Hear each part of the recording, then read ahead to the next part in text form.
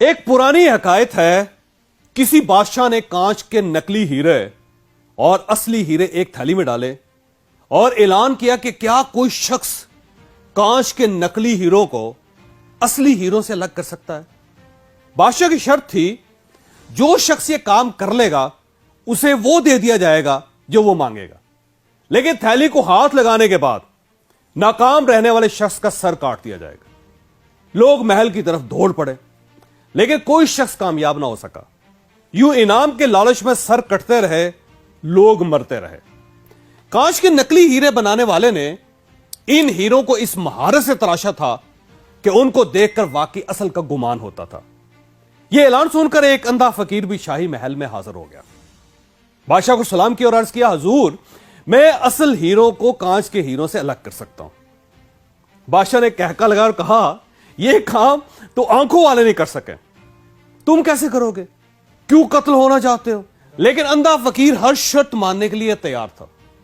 बादशाह ने थैली उसको पकड़ा दी। उसने हीरो की थैली उठाई, धूप में बैठा और हीरो को फर्श पर बखेर दिया।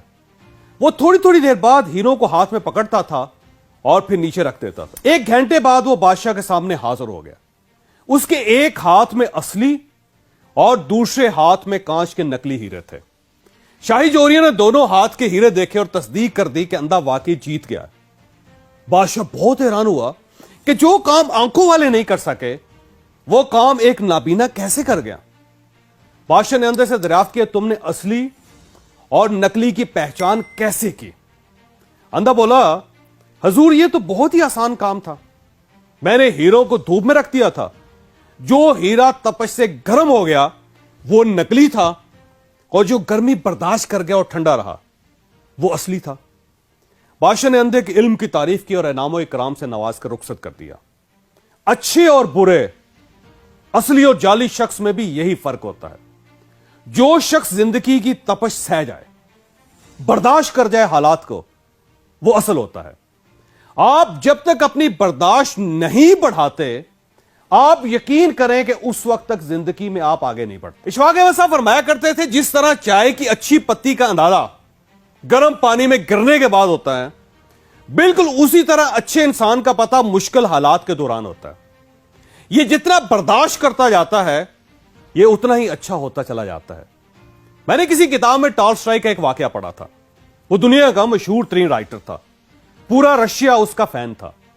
वो किसी जगह जा रहा था, अचानक एक शख्स उससे टकराया और उसे बुरा भला कहने लगा। टॉल्स्टॉय आराम से सुनता रहा। वो शख्स उसे गालियां दे देकर थक गया, हफ गया। तो टॉल्स्टॉय ने उसे बताया कि मेरा नाम ल्यू टॉल्स्टॉय है और मैं आपसे माजरत चाहता हूं।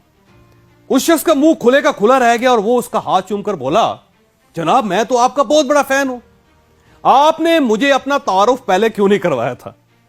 टॉल्स्टॉय ने हंसकर जवाब दिया, मैं आपको अपना तारुफ कैसे करवाता, क्योंकि जब से आप मिले हैं आप मुसलसल अपना तारुफ करवा रहे हैं। हमारी बर्दाश्त में हमारा तारुफ होती है, और यह वो तारुफ है जो शीशे के नकली हीरे को असली हीरे से अलग करता है।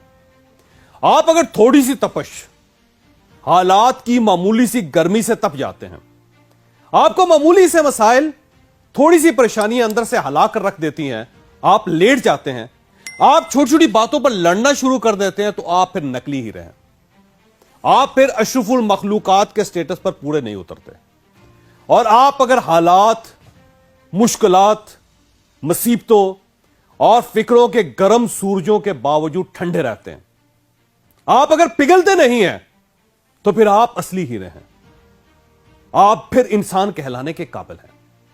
चाचा, मेरे दोस्तों, मेरे भाइयों, अगर तरक्की करना चाहते हो, आप अगर जिंदगी में आगे बढ़ना चाहते हैं, तो फिर आप अपनी बर्दाश्त बढ़ाएं।